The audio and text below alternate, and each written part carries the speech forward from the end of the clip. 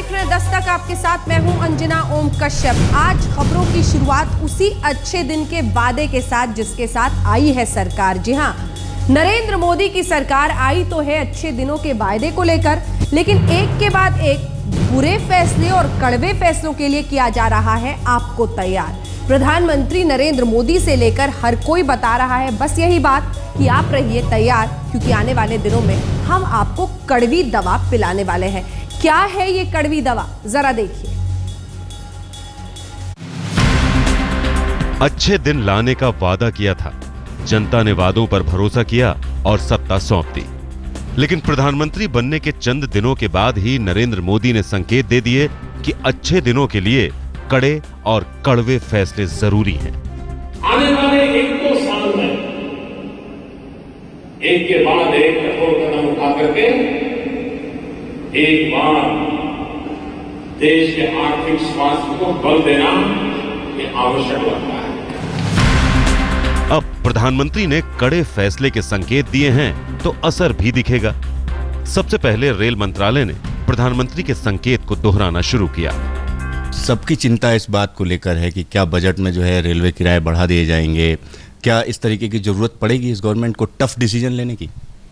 जैसी जरूरत होगी वैसा किया जाएगा। बजट अभी आया ही नहीं तो कैसे हम बताएं, जब तय करेंगे तो बताएंगे। मतलब ये कि रेल किराए में बढ़ोतरी हो सकती है। यूपीए सरकार के रेल मंत्री मल्लिकार्जुन खड़गे ने जो अंतरिम रेल बजट पेश किया था उसमें यात्री किराए में 10% और माल भाड़े में 5% के इजाफे का प्रस्ताव किया गया था, लेकिन वो सारे प्रस्ताव अभी तक फाइलों में ही हैं। लिहाजा इस बार के रेल बजट में अंतरिम बजट के उन प्रस्तावों की समीक्षा की जाएगी। जरूरत होगी तो टफ डिसीजन भी किए जाएंगे, लेकिन देश की सामान्य जनता का ध्यान सबसे ऊपर रखना ये सरकार की जिम्मेदारी है और उसको दृष्टिगत रखते हुए निर्णय किया जाएगा। सर, आम आदमी आपका फोकस है या मिडिल क्लास? आम आदमी। अच्छे दिनों के सपनों और हकीकत में आसमान जमीन का फर्क है। जमीनी हकीकत यह है कि रेलवे की माली हालत बहुत खराब है। आंकड़ों के मुताबिक पहले करीब 5 लाख करोड़ रुपए की रेल परियोजनाओं की घोषणा की जा चुकी है, जबकि आमदनी सिर्फ 25 से 30 हजार करोड़ सालाना है।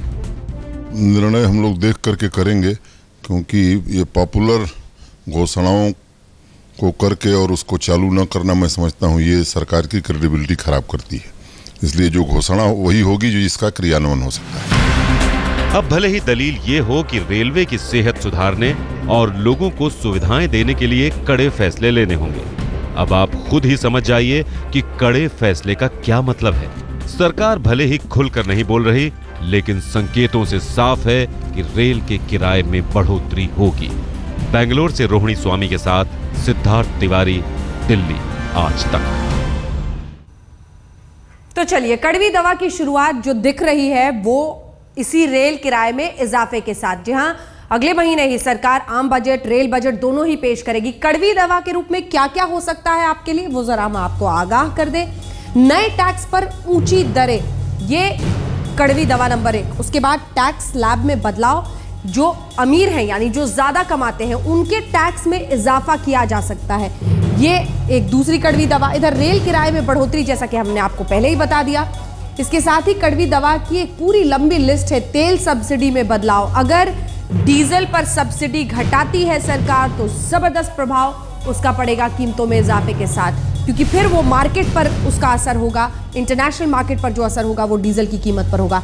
खाद्य उर्वरक सब्सिडी में बदलाव कुछ इस अंदाज में जहां पर सब्सिडी कम की जा सकती है, यानी किसानों को हो सकता है सीधा असर। रसोई गैस सब्सिडी में संशोधन, इस पर भी सरकार विचार कर रही है। नंबर ऑफ सिलेंडर, कितने सिलेंडर दिया जाए, क्या 12, जैसा कि एक वक्त आपको याद हो राहुल गांधी ने कांग्रेस के अधिवेशन में तालकटोरा स्टेडियम में प्रधानमंत्री से मांग की थी।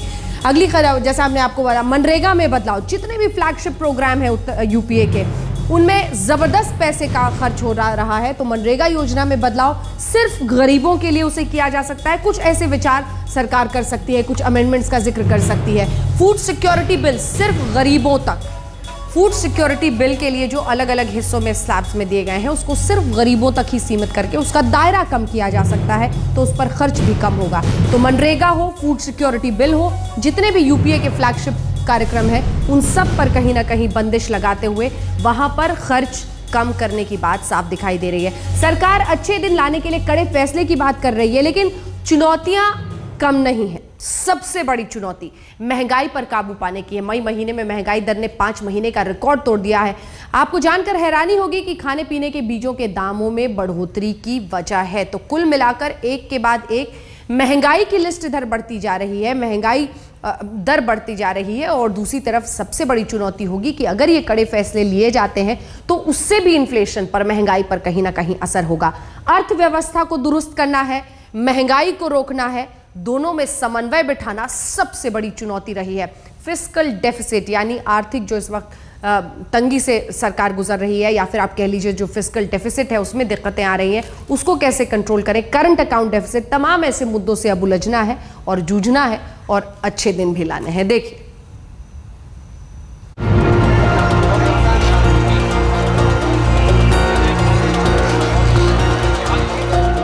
तैयार हो जाइए, महंगाई ने पहले से आपकी कमर तोड़ रखी है और मुमकिन है आने वाले दिनों में ये आपको जीने नहीं देगी। महंगाई दर ने 5 का आंकड़ा पार कर लिया है। मई महीने में होलसेल प्राइस इंडेक्स यानी WPI बढ़कर 6.01% हो गई है। इसके पिछले महीने यानी अप्रैल में महंगाई दर 5.20% थी। पिछले साल मई में महंगाई दर 4.58% थी। कोई मरीज डॉक्टर के पास जाता है ना, कोई बीमारी लेकर, अगर उसको 104 फीवर 103 फीवर हो तो उसको दवा दारू किया था। दवा दारू करने के बाद में हफ्ता, सप्ताह, 10 दिन, 20 दिन लगता है नॉर्मल होने में। तो जिस प्रकार की परिस्थिति यह यूपीए की सरकार 10 सालों में छोड़ करके गई है, तो थोड़ा बहुत झलक तो अभी तुमको ज़्यादा समय, महीना भर भी नहीं हुआ कि हमारी सरकार बनी है, लेकिन आने वाले दिन में आप देखेंगे कि किस प्रकार से इन सभी चीज़ों पर नियंत्रण किया जाता है। महंगाई में ये तेजी उम्मीद से ज्यादा दर्ज की गई है। जानकारों की माने तो महंगाई दर में बढ़ोतरी खाने पीने की चीजों की कीमतों में इजाफे की वजह से हुई है। आंकड़े बताते हैं कि मई महीने में फल और सब्जियों की कीमतों में 4% का इजाफा हुआ, जबकि दूध की कीमत में 1%, मूंग की कीमत में 2%, मसूर की कीमत में 3%, चावल की कीमत में 2%, सोयाबीन की कीमतों में 13% और कॉफी की कीमतों में 23% की बढ़ोतरी हुई। चाय की पत्ती की कीमतों में 8% बढ़ोतरी हुई। वहीं मई महीने में चिकन के दाम में 7% का इजाफा हुआ और मछलियों की कीमत में 6% की बढ़ोतरी हुई।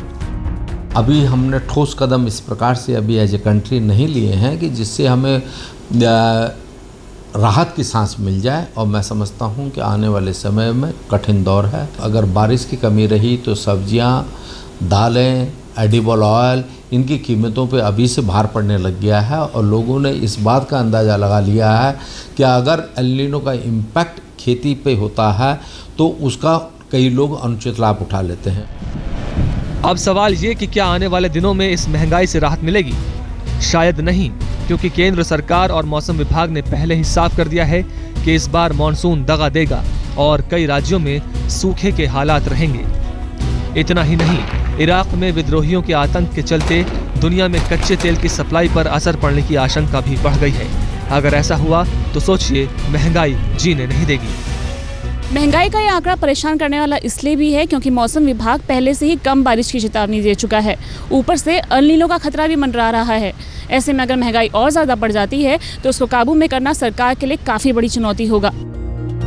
जाहिर है महंगाई को काबू में करना सरकार की सबसे बड़ी और पहली चुनौती होगी।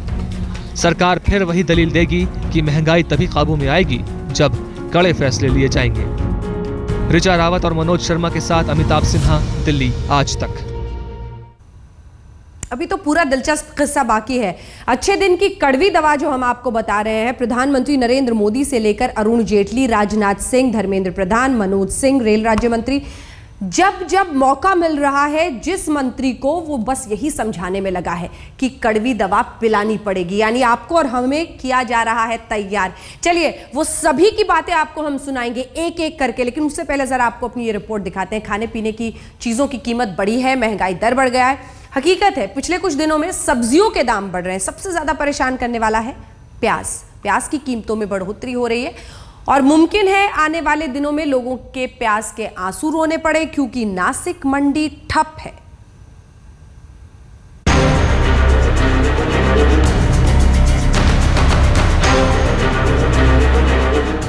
पिछले कुछ दिनों से प्याज परेशान कर रहा है। दिल्ली से लेकर मुंबई तक प्याज की कीमतों में बढ़ोतरी हो रही है, लेकिन हो सकता है कि आने वाले दिनों में प्याज की कीमतें 50 के पार पहुंच जाएं। ऐसी आशंका की वजह जानने के लिए नासिक चलते हैं। यहां एशिया की सबसे बड़ी प्याज मंडी है, जहां से पूरे देश में प्याज सप्लाई किया जाता है, लेकिन फिलहाल ये मंडी ठप पड़ी है। वजह है प्याज कारोबारियों और मजदूरों में अनबन। नतीजा ये कि नासिक की प्याज मंडियां अनिश्चितकालीन के लिए बंद। जो कोई नए दरवार दे दी है, वो दरवार लगने के बाद वो दरवार हो गई 7/5/2013 को।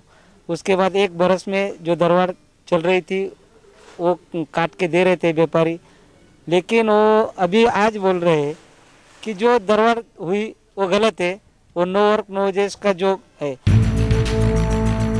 आने वाले दिनों में नासिक मंडी के बंद होने का असर पड़ेगा, लेकिन प्याज के दाम तो पिछले कुछ दिनों से लगातार बढ़ रहे हैं। जरा 3 शहरों में प्याज की कीमतों पर नजर डालिए। दिल्ली में पिछले हफ्ते खुदरा बाजार में प्याज 15 रुपए किलो मिल रहा था, जो इस हफ्ते 20 रुपए किलो हो गया। मुंबई में पिछले हफ्ते तक 25 रुपए किलो बिकने वाला प्याज अब 30 रुपए किलो बिक रहा है। जयपुर में पिछले हफ्ते तक 20 रुपए किलो बिकने वाला प्याज अब 25 रुपए किलो मिल रहा है। अब सोचिए, अगर आने वाले दिनों में मॉनसून की मार पड़ती है और नासिक मंडी के प्याज कारोबारी और मजदूर अपनी मांग पर अड़े रहते हैं, तो कैसे कम होंगे प्याज के दाम। लेकिन कारोबारियों का दावा है कि नासिक मंडी में हड़ताल का असर न तो मुंबई पर होगा और न ही देश के दूसरे हिस्सों पर। बात ऐसी है कि बॉम्बे एपीएमसी एक टर्मिनल मार्केट है। इसमें होने वाली आवक ऑल ओवर महाराष्ट्र से होती है, बाकी के राज्यों से भी होती है। तो इसमें कोई जिले की बाजार समिति या एपीएमसी का प्रॉब्लम हो जाता है तो उसका असर यहाँ पे बॉम्बे एपीएमसी पे खास करके नहीं होता है। गौरतलब है कि सिर्फ प्याज ही नहीं बल्कि आलू और दूसरी सब्जियों की कीमत भी बढ़ रही है। सरकार ने जो आंकड़े पेश किए हैं उसके मुताबिक मई महीने में फल और सब्जियों की कीमत में 4% का इजाफा हुआ है। अब अगर मॉनसून ने दगा दिया तो फल और सब्जी और महंगे हो जाएंगे। मुंबई से वीरेंद्र सिंह घुनावत के साथ आज तक ब्यूरो। तो चलिए, कड़वी दवा के नाम पर आपको हमें क्या क्या पिलाने की तैयारी हो रही है सरकार की तरफ से, वो तो हमने आपको सुना दिया, दिखा दिया। अब आइए दिखाते हैं कि कैसे पूरी की पूरी सरकार के तमाम मंत्री, प्रधानमंत्री से लेकर रेल राज्य मंत्री, सभी बस यही समझाने में लगे हैं कि अर्थव्यवस्था की हालत बहुत बुरी है। कड़वी दवा पीने के लिए हो जाइए तैयार। सुनिए। आने वाले 1-2 साल में एक के बाद एक कठोर कदम उठा करके एक बार देश के आर्थिक स्वास्थ्य को बल देना ये आवश्यक लगता है। इस देश के गौरव, इस देश के सम्मान को बचाने के लिए जो भी आवश्यक कदम होंगे, उन सारे कदमों पर को ये हमारी सरकार उठाएगी और उस पर अमल करेगी। सर, सबकी चिंता इस बात को लेकर है कि क्या बजट में जो है रेलवे किराए बढ़ा दिए जाएंगे। क्या इस तरीके की जरूरत पड़ेगी इस गवर्नमेंट को टफ डिसीजन लेने की? जैसी जरूरत होगी वैसा किया जाएगा। बजट अभी आया ही नहीं तो कैसे हम बताएं, जब तय करेंगे तो बताएंगे। सिर्फ स्लोगान और लोक लुभावनी चीजों पे जाओगे, दोनों इकट्ठा नहीं होता है। किस चीजों बीच बीच में आम जन के हित के लिए कुछ कड़े निर्णय लेना पड़ता है। संकेत साफ है, मन में गांठ बांध लीजिए कि कड़े फैसले ये सरकार लेगी, यानी कुछ भार आपको बर्दाश्त करना ही पड़ेगा। बहरहाल मुश्किल और भी है, इम्तिहान और भी है। सरकार के सामने दोहरा इम्तिहान है। दरअसल पहला इम्तिहान खराब मॉनसून का है, अगर सूखे के हालात पैदा हो गए तो क्या होगा। दूसरा इम्तिहान इराक में जारी जंग की वजह से तेल के दाम बढ़ने का है। सूखा और तेल की कीमतें ऐसी चीजें हैं जिसका सीधा असर जनता पर होता है और तुरंत होता है। मोदी सरकार के सामने कई चुनौतियां हैं और फौरी तौर पर कई इम्तिहान पास करने हैं। सबसे पहला इम्तिहान महंगाई पर काबू पाना है। आंकड़ों से साफ है कि महंगाई घट नहीं रही बल्कि बढ़ रही है। ऐसे में सरकार की चुनौती तब और बढ़ जाएगी जबकि मॉनसून ने दगा दे दिया और सूखे के हालात पैदा हो गए। The southwest monsoon this year may be less than normal और बिलो नॉर्मल। आज 93 एवरेज है, लेकिन हमारा जो रेंज है वो 90% से 96% है। दरअसल आज भी देश की अर्थव्यवस्था मोटे तौर पर मॉनसून आधारित है। आज भी देश के ज्यादातर किसान बुआई के लिए आसमान देखते हैं और बादलों की राह तकते हैं। ऐसे में अगर मॉनसून सामान्य नहीं रहा तो पैदावार कम होगी। आंकड़ों के मुताबिक अगर सामान्य से 10 से 15% भी कम बारिश होती है तो कृषि विकास दर 0 पहुंच जाएगी। पैदावार कम हुई तो फिर से महंगाई बढ़ेगी।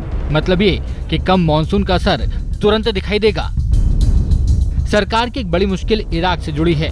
इराक में विद्रोहियों के हमले जारी हैं और अगर ये जारी रहे तो कच्चे तेल के दामों पर असर पड़ेगा। बीते शुक्रवार को कच्चे तेल की कीमत 10 महीनों के सबसे ऊंचे स्तर पर पहुंच गई। शुक्रवार को कच्चे तेल के दाम $114 प्रति बैरल था। अगर इराक में तनाव जारी रहा तो कच्चे तेल के दाम और बढ़ेंगे, जिसका सीधा असर घरेलू बाजार पर होगा। सरकार को तेल की कीमतों में इजाफे का फैसला लेना पड़ सकता है। तो मुझे लगता है कि सब्सिडीज उनको कम करने का उनको इरादा है, तो लोगों को थोड़ा सा उससे मतलब तकलीफ़ हो जाएगी। इसलिए कि जो पेट्रोलियम सब्सिडी या फर्टिलाइज़र सब्सिडी जो कम करें तो उसके प्राइसेस बढ़ जाएंगे। खराब मॉनसून और अंतर्राष्ट्रीय बाजार में कच्चे तेल की कीमतों में बढ़ोतरी सरकार के लिए कई मुश्किलें खड़ी कर सकती हैं, क्योंकि इनका सीधा और तुरंत असर बाजार पर पड़ता है, यानी आम लोगों पर पड़ता है। दिल्ली से मनोज शर्मा के साथ आज तक ब्यूरो।